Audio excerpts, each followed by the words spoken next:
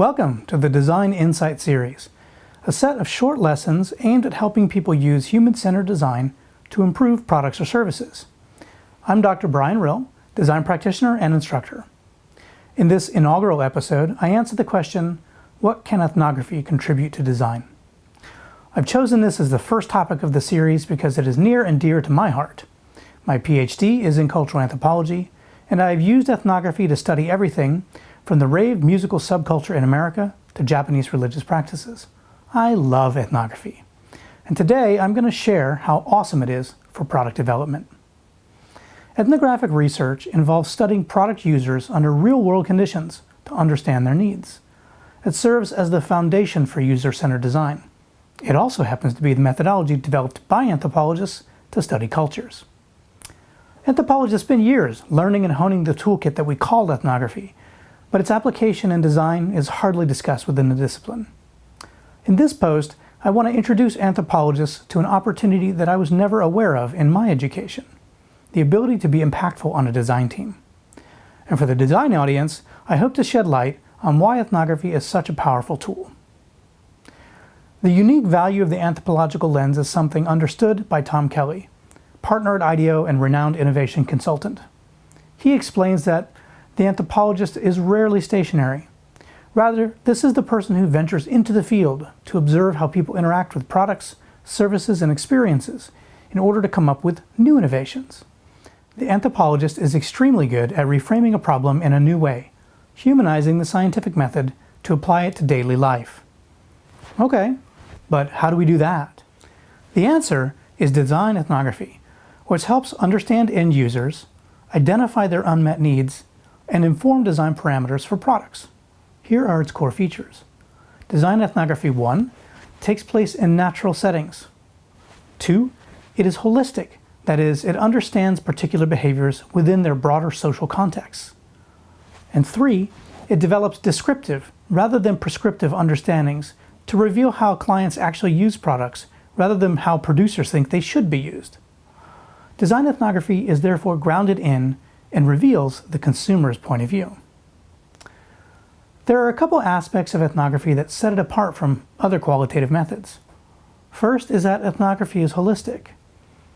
The best way I can explain this is with a model Dr. Bruce Grindle, one of my advisors, taught me.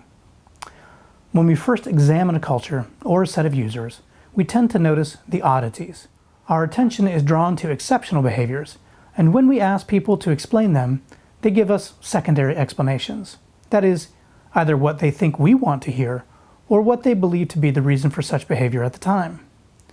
Yet as we spend more time observing a culture or phenomena, we start to see other factors that influence, even guide human behavior. We see behavioral patterns emerge, and upon closer inspection, we may find a root cause, or primary explanation, that makes sense of the whole pattern. Behaviors that we previously thought of as exceptional or unrelated suddenly make sense. And that is the aha moment of ethnographic discovery. The point is, all human behavior makes perfect sense in its own context. Our job is to figure out why, and it takes considerable time to move from secondary to primary explanations. Let me offer an example. In Japan, where I did my field work, people on trains are strangely silent. Homeless people are very careful to not obstruct the pathways they carefully set up cardboard homes on. And everyone is always sorry for potentially disturbing you. These may seem to be separate phenomena, but in truth, there's a thread that connects them all. In Japan, social harmony is a value enshrined in their constitution. Each of these examples illustrates the expression of this value in different ways. But if I ask someone on a train, why are they all so quiet? They would not answer with the primary explanation, which brings me to a second point. People are not often consciously aware of why they do things, so we need a special method to get good answers. As Gunn and Donovan observe, the advantage of qualitative ethnographic methods lies in the fact that people don't always have the conceptual tools to articulate the tensions in their ways of knowing and doing. Ethnography's techniques allow researchers to penetrate surface explanations, to reveal deeply held cultural and contextual factors influencing human behavior. John Payne, who studied the Occupy movement, says ethnography has proven valuable at getting beyond user needs to reveal the shared attitudes, values, goals, and practices that influence decisions about adoption and ongoing use. But the influence of cultural factors on product design are sorely lacking from the discussion of user experience. I personally think this has changed with the rise of UX in the last 5 years.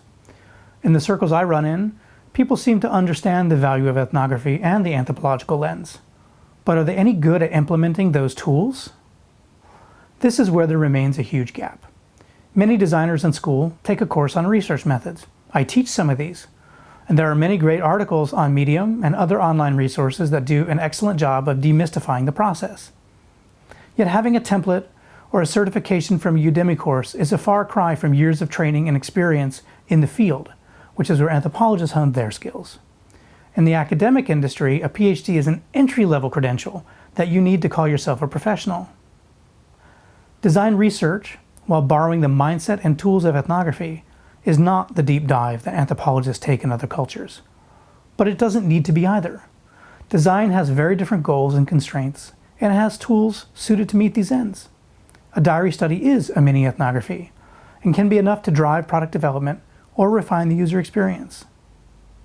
So while it may be nearly impossible to conduct long-term ethnographic studies in the field of design, there are a lot of areas where anthropologists and designers can help one another.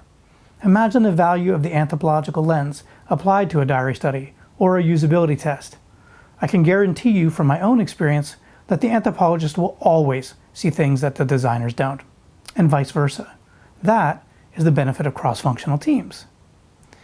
I dream of a bridge between the disciplines that fosters greater collaboration. While such an exchange will benefit the professional growth of anthropologists and designers, it's the product owners and the users who are the real winners. They benefit from a human-centered design anchored in insightful understanding of human needs and behaviors, which, when applied wisely, leads to great user experiences that meet needs and maybe even delight. Thank you for watching. If you like the Design Insights series, please click on the subscribe button below. You can learn about my work and the services I offer at www.insightsdesign.org. And if you need help with new product development or improving a user experience, please contact me.